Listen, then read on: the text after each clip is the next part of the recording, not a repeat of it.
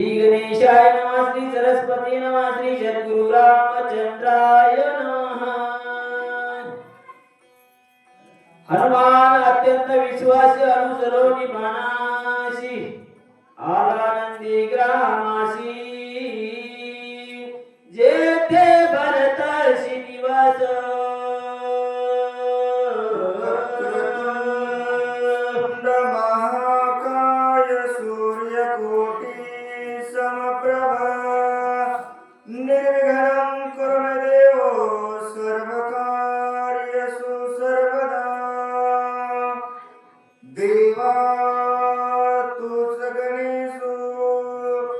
सकलार्थमती प्रकाशो मने निवृत्तिदासो अवधारी जोशी।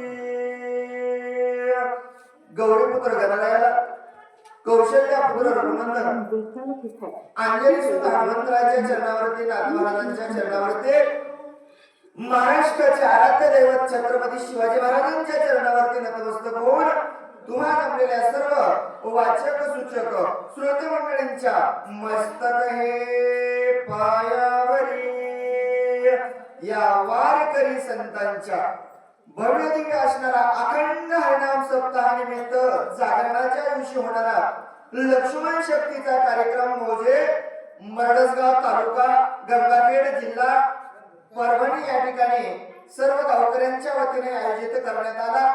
आल्याच्या नंतर पाहून असणारा आनंद वाटला, एवढा असणारा जनसमुदाय आणि त्यामध्ये असणारा अश्वरूढ माझ्या भगवंत श्री असणारा आराध्य दैवत छत्रपती शिवाजी महाराजांचा असणारा पुतळा पाहिला, मन असणारा भरून गेलं, आनंद वाटला। भव्य दिव्य असणारा मंदिर पाहिलं, चांगलं वाटलं।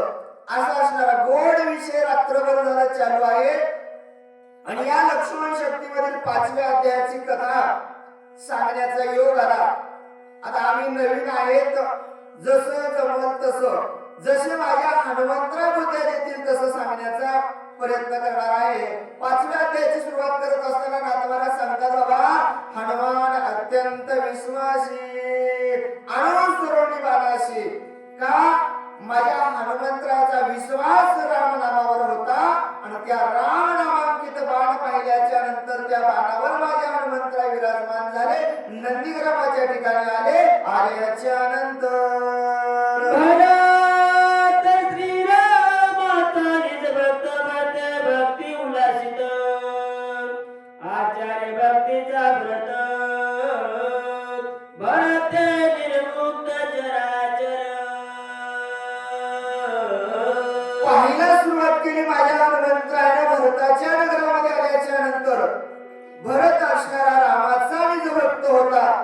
निज भक्त कोणाला म्हणावं महाराज, निज भक्त कोणाला म्हणावं सांगतात, बाबा गावामध्ये मोठाच्या मोठा भव्य दिव्य अखंड हरिनाम सप्ताह, त्यामध्ये शक्तीचा कार्यक्रम चालू असताना सुद्धा घरी झोपतात त्याला अभक्त म्हणावं।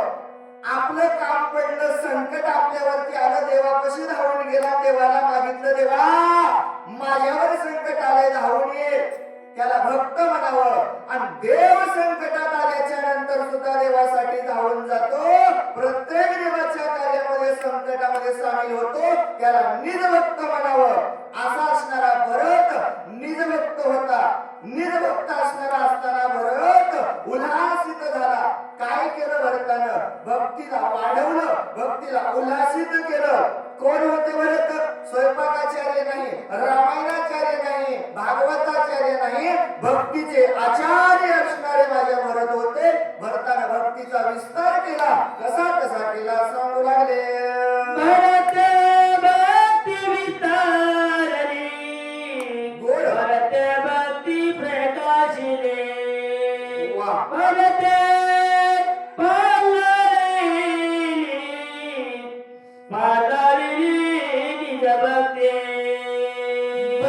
भक्तीचा विस्तार केला।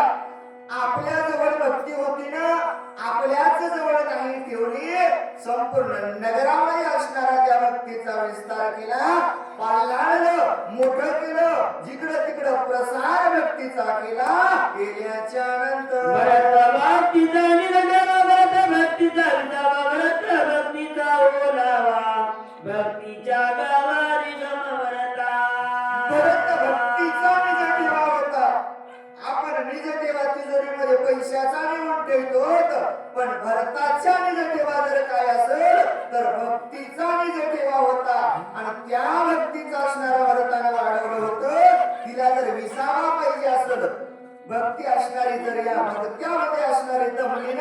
विसावा घेण्यासाठी जर कुठे जात असेल तर ती भरताच्या गावामध्ये जायची आणि तिथं जाऊन विसावा घ्यायची.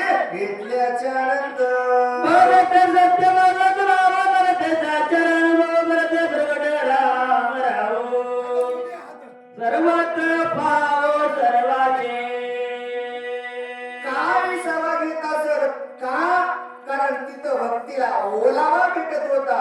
का ओलावा भेटत होता? कारण माझा भरत सत्य सद्भाव होता.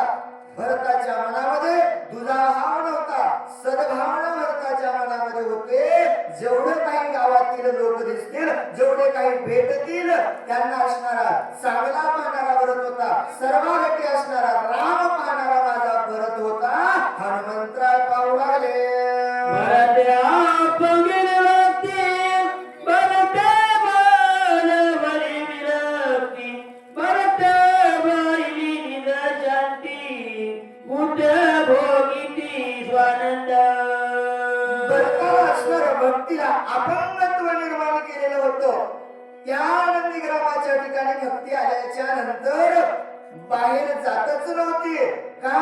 तिला अपंगत्व त्या भरतानं निर्माण केलेलं होतं आणि ती भक्ती भरताच्या गावामध्ये राहू लागली. आणि ती भक्ती राहत असताना या पंचमहाभूत असणारे कशा कशा प्रकारे त्या भक्तीचा आनंद घेतात हनुमंतराय पाहू लागले.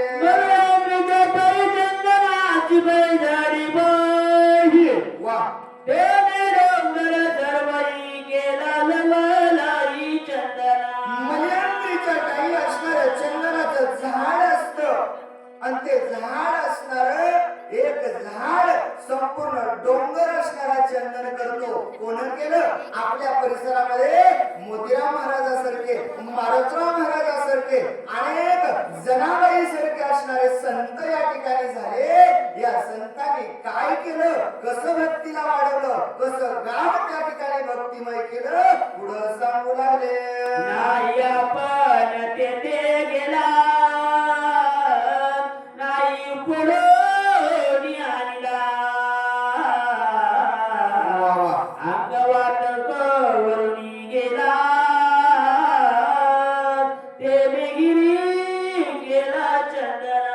नाही आपण पडून आणला नाही हो चंदन असणारा नाही आणला. या संतांनी असणार हे गाव नुसतं एक फेरा जर या संतांनी गावामध्ये मारला तर त्यांच्या गावाच्या नावावरती आज एवढाले सप्ते चालू आहेत. अखंड हरिनाम होते, देवाची सेवा होती. कोणाची पुण्याई आहे? साधू संतांची पुण्याई आहे. का? चंदनासारखा असणारा देह त्यांनी या ठिकाणी निर्माण केला आणि तुम्हा मला भक्तीला लावलं. काय कळत होतं? आपल्याला कळत नव्हतं. साधू संतांचे उपकार तुम्हावरती झाले आणि म्हणून आपण या भक्तीला लागलो होतो.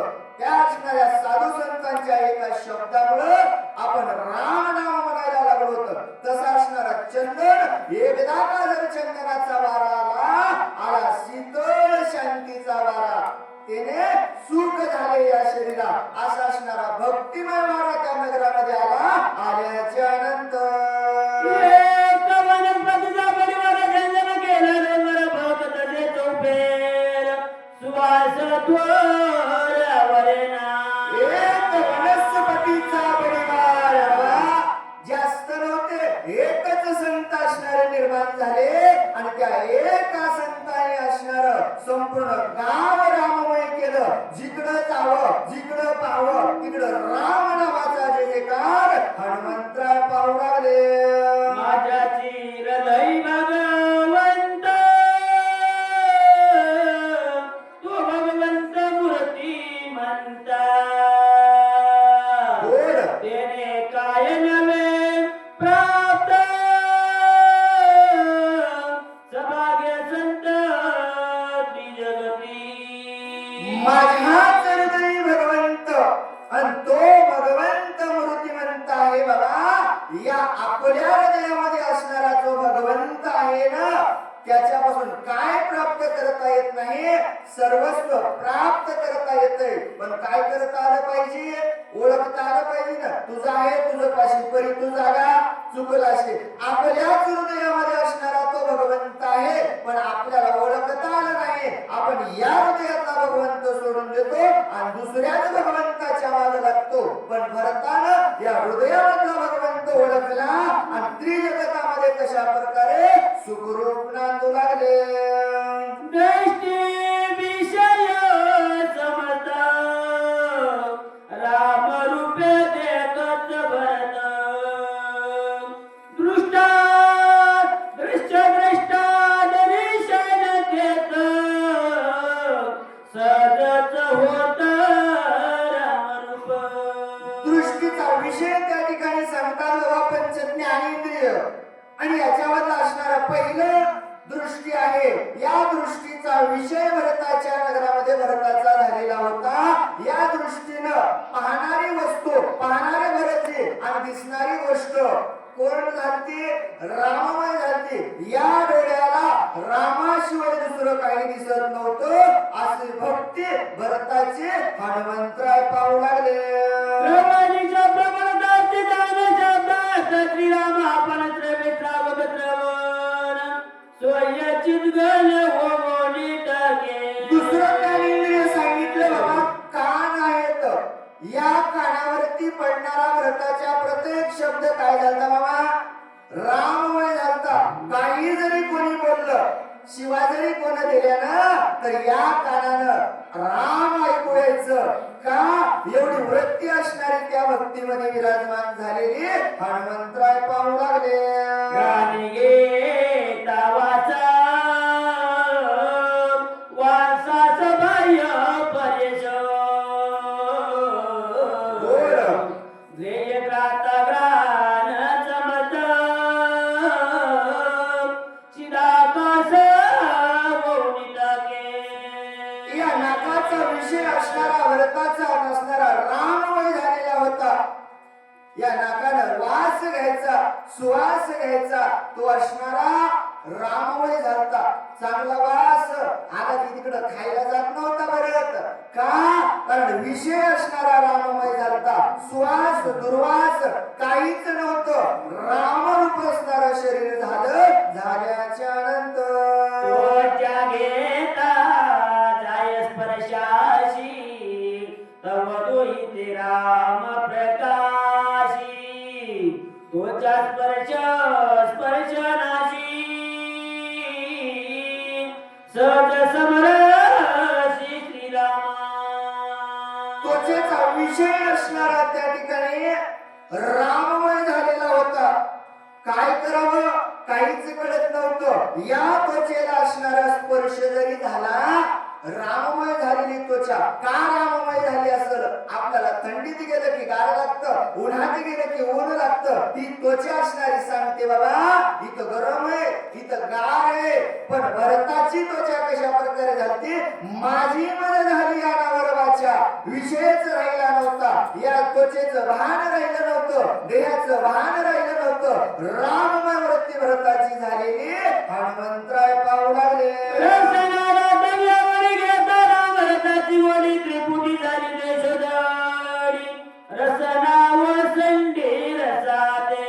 रसना ओसंडी रसाते बाबा. या रसनेचा विषय असणारा राममय झालता. एक डोळा, दुसरं कान, तिसरं नाक, चौथं त्वचा आणि पाचवं कर्मेंद्रिय सांगितलं बाबा. या जिभेची असणारी काय झालती? राममय झालती जीभ. तिला रामाशिवाय दुसरं आवडतच नव्हतं. तुम्हाला लय गोड गोड आवडते महाराज, पण जिभेला असणारी राम रसाची गोडी लागली होती. कशी लागली होती? तुकाराम महाराजांच्या चरित्रामध्ये बाबा, तुकाराम महाराज ज्यावेळेस एका असणाऱ्या शिष्याच्या घरी जेवायला गेले आणि त्यांनी असणार कडू भोपळ्याची भाजी केलेली होती.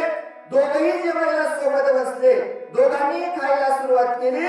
पण शिष्याला असणारी कडू लागू लागली आणि तुकाराम महाराजांना तर खायला सुरुवात केली. पत्नीने विचारलं येऊन शिष्याच्या, महाराज कळतंय का नाही तुम्हाला? देह भानावता आहात ना? महाराज म्हणजे काय झालं? अहो तुम्ही भाजी खाता, कशी लागायली? महाराज म्हणजे कशी लागायली? जशी आहे तशी लागायली. अहो महाराज ती भाजी असणारी कडू भोपळ्याची आहे. तुकोबारायांनी सांगितलं बाबा या जीवीला असणारी रामरसाची गोडी लागली, हिला रामरसाशिवाय दुसरं माहित नाही का, तर अमृताहुनी गोड नाम तुझे देवा, त्या रामरसाची गोडी असणारी या जीवीला लागली ना, मग दुसरं काहीच बघत नाही. तशी वृत्ती असणारी भरताची झालेली हनुमंतराय पाहू लागले. कर्मेंद्रिय याचिरतीच्या पिता श्रीरामाची शक्ती, उडाली कर्माची कर्मगती, स्वेच्छावर दती निष्कामा. बाबा ज्ञानेंद्रिय ज्या प्रकारे असणारे आपण ऐकले, त्याच प्रकारे असणारे कर्मेंद्रियाची सुद्धा गती भरताची झालेली होती. स्वइच्छेने वर्तू लागले आणि भक्तिमय वातावरण झाल्यामुळं त्या कर्म इंद्रियामध्ये तुझा भाव नव्हता. जसं मनाला वाटेल तसं वागू लागले.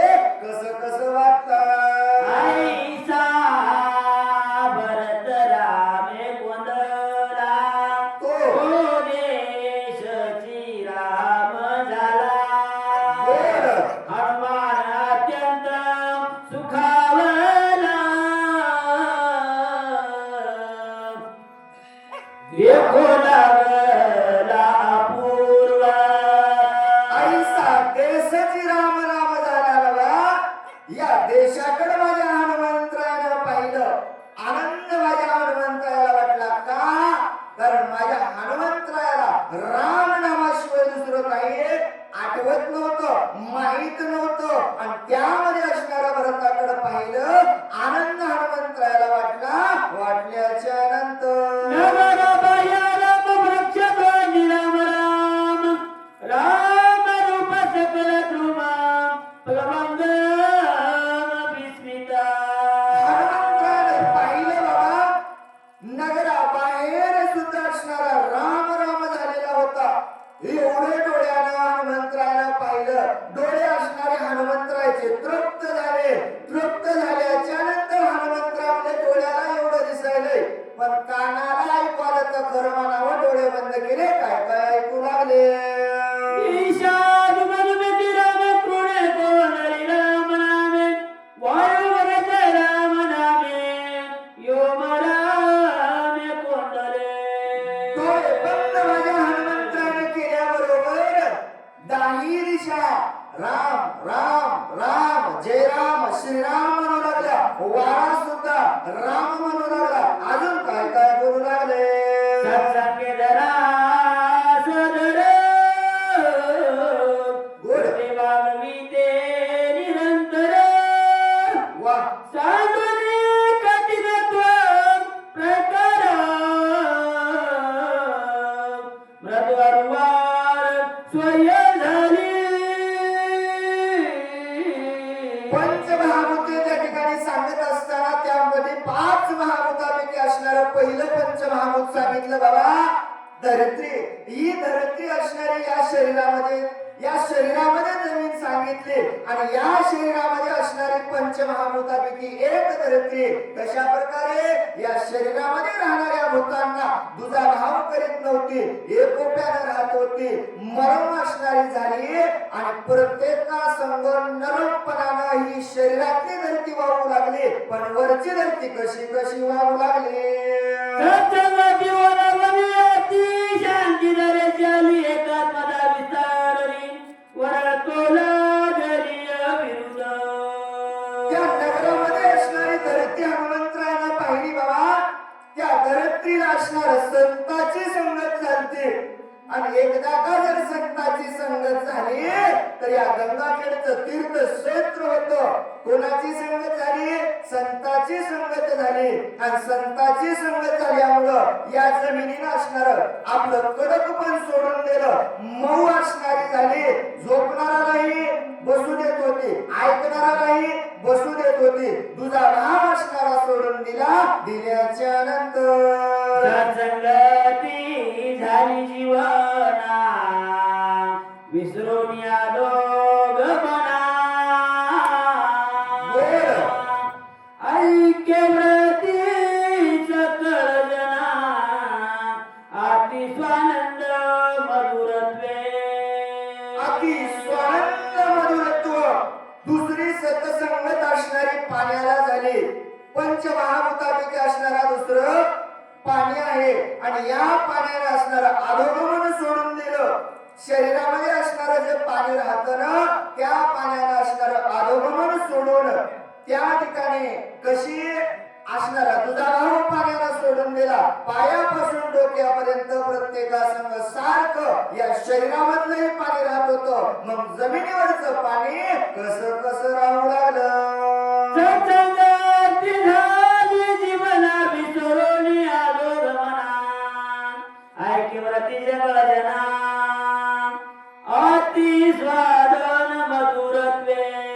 संताची संगत असणारी पाण्याला झाली. पाण्याला असणारी अवगमन सोडून दिलं. धावणं शांत असणार पाणी झालं. खळखळणारे पाणी शांत झालं आणि शांत झाल्याच्या नंतर मधुरत्व असणार त्या ठिकाणी कोणाकोणाला गाईला वाघाला दुजाभाव नाही केला. दुजाभाव सोडून दिला. पाण्याला संताची संगत झाली. भक्ती असणारी पाण्यामध्ये गेली. पाण्याचं तीर्थ झालं.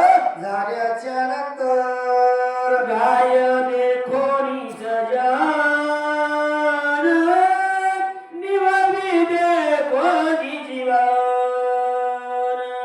गोड व्याघ्र पापी मनोन उपेक्षण करी. माझ्या हनुमंतराय पाहू लागले बाबा. पाण्याला संताची संगत झाल्याच्या नंतर एखादी गाय यावी. गायीनं पाणी प्यावं. त्या गायीची तहान त्या पाण्यानं भागवली. गायीनं पाणी पिलं. गाय निघून गेली आणि त्याच गायीला वाघानं खाल्लं. तोच वाघ असणारा तहान भागवण्यासाठी त्याच पाण्याकडे आला. पाणी प्यायला सुरुवात केली. पाण्यानं दुजाभाव केला का बाबा आता गाईला मारलंस मी तुझ्या सोबत पाणी पिऊ देणार नाही. तुझी तहान भागवणार नाही.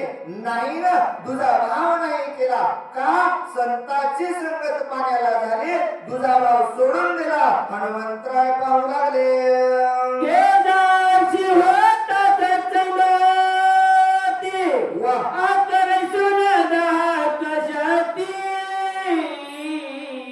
गोड स्वयंप्रकाश सर्वभूती त्रिजगती माझी विचार. ती जगती माझी विचारे बाबा. तिसरं पंचमहाभूत आहे तेज आणि या तेजाला असणारी संताची संगत झाली. तेजाकडं या तेजाची असणारी शक्ती कमी आहे का हो. माणसाच्या शरीरामध्ये असणारा जठराग्नी आहे पण त्यानं असणारा दुजाभाव सोडून दिला. संत संगतामध्ये आला आणि जठराग्नी शरीराला जाळतो का हो नाही जाळत. मधुरत्व असणारं निर्माण केलं. या शरीराला चलवू लागला. हा शरीरामधला जठराग्नी महाराज सांगतात मग वरचा काय काय करू लागला. ज्ञान प्रकाशिले निजग्र इत्यासी प्रकाश होणे नाही. मार्गा चोरवाया पाही प्रकाश त्यासही तैसाची. बाबा शरीरामधला प्रकाश असणारा दुजाभाव सोडून दिला पण वर असणारा प्रकाश त्या ठिकाणी महाराज सांगतात ज्यानं असणारा दिवा लावलेला आहे त्यालाही उजेड तसाच आहे. आणि याच दिव्यामध्ये असणारा जर एखादा चोर चोरी करण्यासाठी आला दिव्याचा दुजाभाव केला का हो बाबा नाही. माझ्या मालकाला दिवा लावलेला आहे तुला मी उजेड देणार नाही. चोरालाही तोच उजेड आणि लावणारालाही तोच उजेड का या तेजाने असणारा दुजाभाव सोडून दिला. संताची संगत झाली. झाल्याच्या नंतर वायू सत्संगाला धला वाह. चंचलत्वा पुरे विसरला. योगी जोरा भेटो आला निचळ झाला निज रूपे. चौथं असणारं पंचमहाभूतापैकी सांगितलं वायू आहे आणि या वाऱ्यानं असणारं आपलं चंचलत्व सोडून दिलं. वारा थांबतो का हो एका जागेवर नाही थांबत ना. पण हाच वारा असणारा या शरीरामध्ये विराजमान झाला. चंचलत्व सोडून दिलं. योगेश्वराच्या भेटीला आला. आल्याच्या नंतर विचार तरी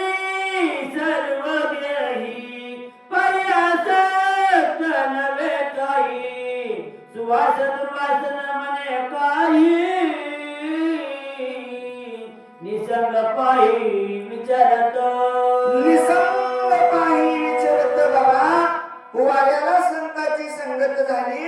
सर्व देहामध्ये असणारा वारा आहे. नाकामध्ये, कानामध्ये, तोंडामध्ये, शरीरामध्ये असणारा प्रत्येक जागी असणारी वारा आहेच. का जोपर्यंत हवा आहे तोपर्यंत आपलं बरं आहे.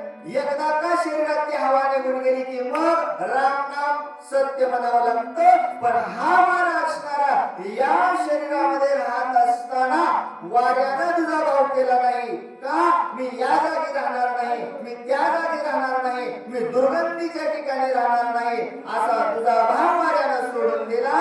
दिल्याच्या नंतर सत्संगाला झाले गज कुपोणे रे पैकोनाचं. विसरणी आणि रवकाचं विरक्त उदास सर्वत्र बसे. विरक्त उदार सर्वत्र वशे बाबा. या पंचमहाभूतापैकी असणारं पाचवं भूत सांगितलं कोणतं? आकाश आहे. आणि ते आकाश आपल्या असणाऱ्या शरीरामध्ये विराजमान आहे. आणि त्या आकाशाने असणार तुझा भाव त्या ठिकाणी सोडून दिला. आणि दिल्याच्या नंतर आपुले निज शरीरी सीता उष्ट प्रजन्य दारे. न लिंबय काही भिकारी सत्संग तोरी एवढी. सत्संगताची काय थोडी असती सांगतात बाबा. या आकाशाला असणारी संताची संगत झाली. आणि झाल्याच्या नंतर तुझा भाव त्यानं सोडून दिला. आणि तुझा भाव सोडून दिल्याच्या नंतर बाबा तो असणारा उन्हाळ्यामध्ये ऊन असणारा सहन करायचा, पावसाळ्यामध्ये पाऊस आणि हिवाळ्यामध्ये गारवा असणारा आकाशाने सहन करायचा. पण नाही कधी त्यानं तुझा भाव केला. तिन्ही ऋतू असणारे आपल्या शरीरामध्ये त्याने विराजमान केले. हे सर्वस्व हनुमंतराय पाहू लागले. आणि शेरगळ आवघेची संत श्रीराम भजनी निरत. धन्य भक्ती प्रताप भरत सुभाग्यवंत नादत. आईशे नगर संपूर्ण माझ्या हनुमंतरानं पाहिलं. एक नाही या नगरामध्ये काय झालं? संपूर्ण संत असणारे झालेले अशा भरतासारखे माझ्या हनुमंतरानं पाहिले. आनंदानं, सौभाग्यानं, सुखानं नांदू लागले. हनुमंतराय पाहू लागले. नाही नाही गुरुदेशा कोणी नवती न मानसा. श्रीराम भज नेउलासा सावकाश नादती. अहो या नगरामध्ये असणाऱ्या नातवाऱ्या सांगतात बाबा कोणाही नव्हती दुर्दशा. कारण प्रत्येक जण सौभाग्यवंत नांदत होता. दुर्दशा म्हणजे गरिबी, हीन, गरीब या ठिकाणी असणारा तुझा भाव करणारा कोणी नव्हता. प्रत्येक जण त्या राम नामाच्या भक्तीमध्ये उल्हासामध्ये असणार त्या नगरामध्ये राहणारे हनुमंतराय पाहू लागले. उभी मयक मोरा करणे अक्षराचे करेनाने. जैसे देणे तैसे घेणे कोणाही उदे असेना. एक अक्षराचे खरे नाणे बाबा. एकच वस्तू त्या ठिकाणी अक्षराचं खरं नाणं होतं. कोणतं? रामकृष्ण हरे. हाच अक्षराचं खरं नाणं तिथं चालत होतं. हा पैसा चालत नव्हता, सोनं चालत नव्हतं. का? कारण एकच असणार अक्षराचं खरं नाणं. का तर सत्य तू असणारा देवा तू आहेस. आणि तेच त्या ठिकाणी चालत होत. एकची वस्तू देता घेता एकाच एका बोलाचीच कथा. बोल एका वाचून सर्वथा दुजी वार्ता असेना. एकची वस्तू देता घेता काहीच नव्हतं त्या गावामध्ये. प्रत्येक जण सुखामध्ये नांदू लागले. एकाला म्हणायचं रामच घेईचे, रामच देवीचे. का? तुझा भाव त्या ठिकाणी नव्हता, आपापसामध्ये भांडण नव्हतं, आनंदाने राहत होते. रामच देईचे ना रामच घेईचे, एकाच मुलाची कथा त्यामध्ये चालू लागली. तुझ्या मनाला टाकू माय तातळ, सर्वस्व नेतान लगे पळ, घेऊनी सबळ जातसे. बाबा या ठिकाणी असणारे दुजेपणाचे दलाल थकवायला जर पाहायला गेलं, एकदा का जर अशा सौभाग्यवंत नांदत असताना घरामध्ये जर दुजेपणाचा दलाल शिरला, त्याला सगळं न्यायला येळ लागत नाही. मग असे दुजेपणाचे दलाल काय काय करू लागले. जेते जाती उडी पडत बसल्याची जीवित पुढे काही उपाय नसले पुढे पडे रोकडे अनरती. महाराज सांगतात बाबा, जिथं जिथं असणारी या दुजेपणा दलालाची असणारी उडी पडली ना, त्यानं काय केलं हो? अनर्थ केला. चांगल्या घराचं वाटोळं केलं. दोन जावामध्ये असणारा चांगला संसार चालू होता, पण दोन भावाला वेगळं काढलं. का? तुझा भाव निर्माण झाला आणि एकदा का तुझा भाव त्या ठिकाणी माझं तुझं म्हणण्याचा झाला की मग त्या घराचा वेगळंपण व्हायला वेळ लागत नाही, अनर्थ व्हायला वेळ लागत नाही. मग असे दुजेपणाचे दलाल तिथं काय काय करू लागले. मागळू मागळू नंद भाषा सवेग निवटू पाये गसा. प्राणियान करे सदा दलाल आई सावेता. दलाल आईसा द्वेताचा महाराज सांगतात बाबा, अंगळू मंगळू नंद भाषा. कळती का हो नंद भाषा? नाही कळत.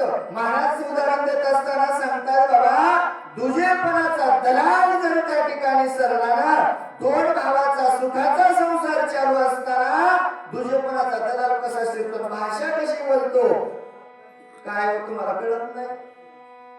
तुम्ही सगळं आणता ते घरी बसून खाते, जर असं तरी तुम्हाला कळाव. राब राब कष्ट करता, जीवाची पर्वा करीत नाही, रात्रभर बोंबलं तिंडता आणि ती आरामाने घरी बसून खाते. ही अंगळ भाषा असणारी बोलती ना, ही दुजेपणाची भाषा ज्या वेळेस मधात शिरती ना, त्यावेळेस असणारा माणसाचा दुजाभाव निर्माण होतो.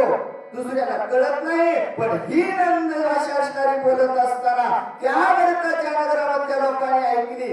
अशी तुमच्या आमच्यासारखे साधे सुधे नव्हते, कसे होते. भरत नगरी लोक चतुर स्वयंदी एकांगवीर. बोल होता गणिताचा संचार प्रतिसत्वरचे नीती. भरत नगरामध्ये राहणारे लोक चतुर होते. अशा दुजेपणाच्या दलाल जर एकाला टकवायला मदत गेला ना, त्याला सांगायचं, अरे जाऊ दे, खाऊ दे, माझा भाऊ आहे ना, माझ्या जीवावर खाईल. असे नगरामध्ये असणारे चतुर लोक हनुमंतराव पाहू लागले.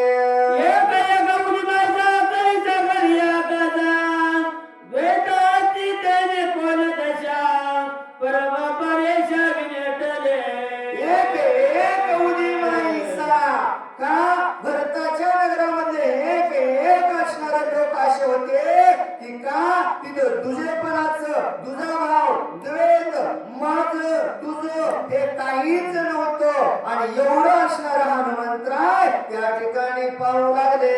हटवटिया चौबारे कथा कीर्तन चौबेरे गाता राम कीर्ती गजरे आपण जरे तुषारी. जिकडं तिकडे पाहायला गेलं तर भरताच्या नगरामध्ये आनंद होता. हात वाटरे प्रत्येक नगरामध्ये, प्रत्येक चौकामध्ये, प्रत्येक ठिकाणी असणारा त्या राम नामाचा जय जयकार होता. आनंद भरताच्या मने गेले गेले शून्यत्व बुडोनी.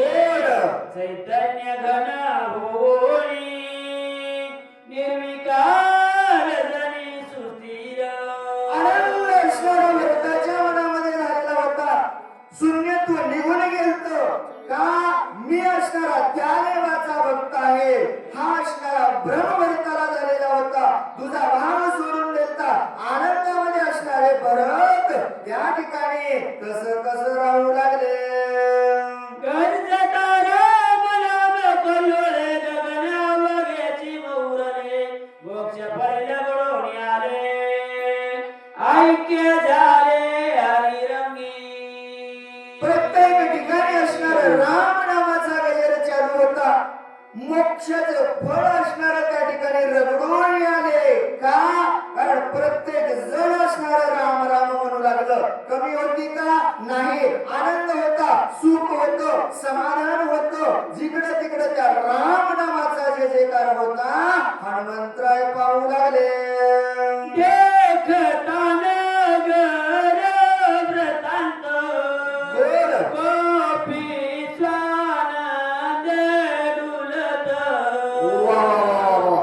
पुढे देखील भरत अति विस्मित स्वय झाला. एवढा असणारा हनुमंतानं त्या ठिकाणी नगराचा वृत्तांत पाहिला. आनंदही मनामध्ये झाला. डुलू लागले, नाचू लागले, गाऊ लागले. पण एवढ्या वेळामध्ये असणार हनुमंतराची नजर भरतावरती पडली. भरतीला समोर पाहिलं. पाहिल्याच्या नंतर जटाधारी मरुतलांबर तापसवेशी मनोहर राजीव लोचन श्याम सुंदर अति मनोहर साजिरा. इतकाही आनंदानं नाचणारा माझ्या हनुमंतरायनं पाहिलं. जटाधारे वल्कलांबर तापस वेश परिधान केलेला अति मनोहर दिसणारा माझा श्याम सुंदर भगवंत पाहिला. पाहिल्यानंतर मान गुणरावन कळविण्यास प्रजन वदन देखता कपिउदीन रघुनंदन येथे काल. मान मान पाहिलं, गुण लावण्य लक्षण पाहिलं. का होतं? भरत तसे रामन, राम तसे भरत. तुझे पण होता का? नाही. थोडस ऊन होतं का? नाही. जशाच तसं वल्कलांबर, जशाच तसं परिधान केलेलं, केसाचे बाहेर जटावर वाढवलेले. एवढं माझ्या हनुमंतरायनं पाहिलं. हनुमंतराय म्हणतात, देवा का तुम्ही या ठिकाणी आलात? हनुमंतराय बोलू लागले.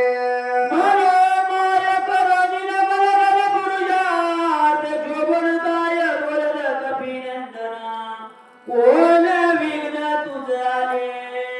राम म्हणून भरताला पाहिल्याच्या नंतर हनुमंतरायनं मनोमन असणार नमन केलं. का? कारण रामासाठी सर्वस्व करणारा माझा हनुमंतराय. नमन केल्याच्या नंतर हनुमंतराय म्हणतात, देवा रण पुरुषार्थ आहात तुम्ही. का देवा? का या ठिकाणी आलात? हनुमंतराय बोलू लागले. मानवितोषी आत्मारामदिसा सिंधुकाचा राम रणे सांडिला युद्ध धर्म परम अधर्म तुवा केलं. देवा देवा देवा देवा देवा.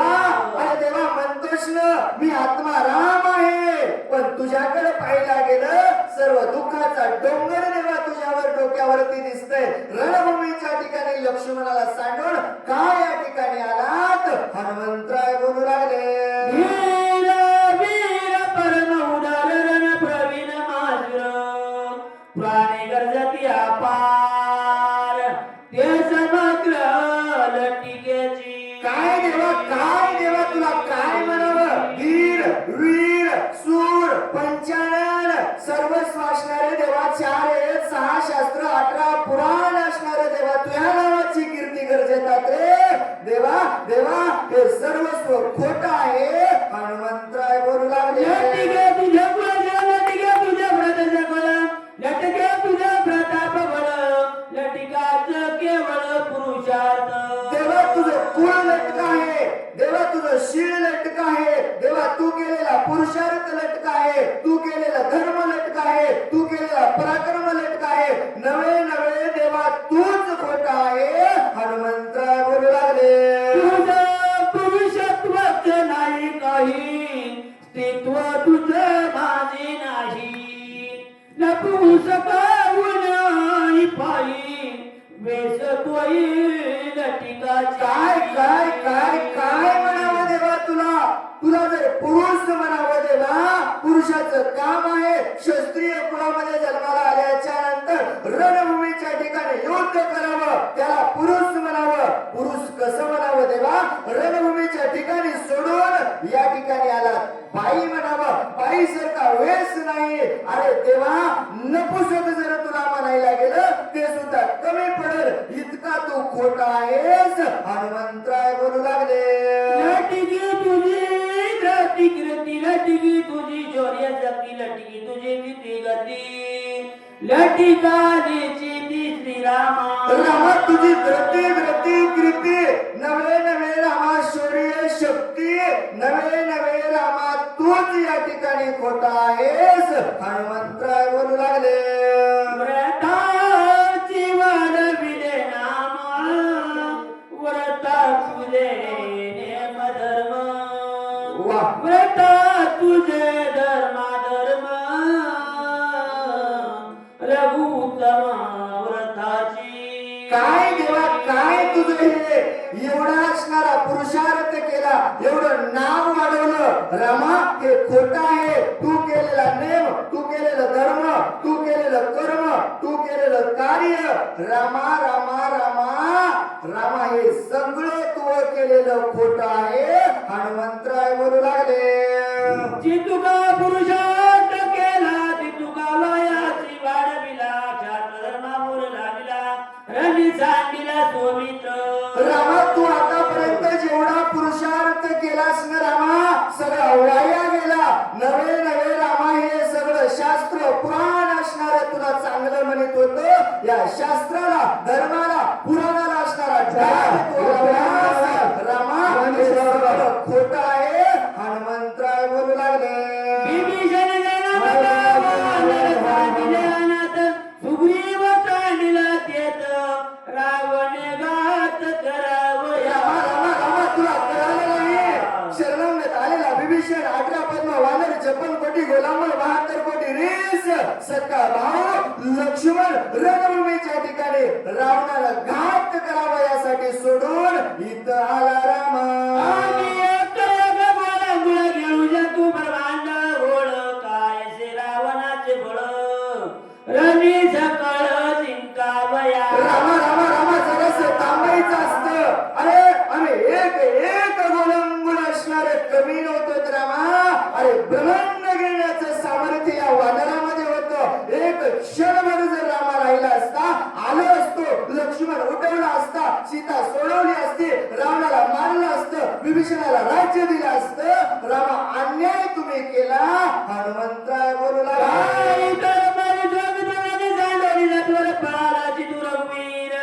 बाण समोर धाडी रामा रामा रामा रामा घाई घाई घाई घाई तळमळ करणारा माझा लक्ष्मण सांडवला आणि रामा इथपर्यंत पळून आलास रे रामा थोडा वेळ राहिला असता सगळं कार्य मी केलं असतं रामा पण तू नाही राहिलास रामा अन्याय केलास रामा बस झालं म्हणले रामा आता तू सगळं खोट आहे काय तुला बोलावं रामा तू केलेला सगळं वस्तू खोट आहे रे रामा असं असणार सुंदर निरूपण आता पुढील कथा सांगण्यासाठी आमचे गुणाजी महाराज आलेले आहेत.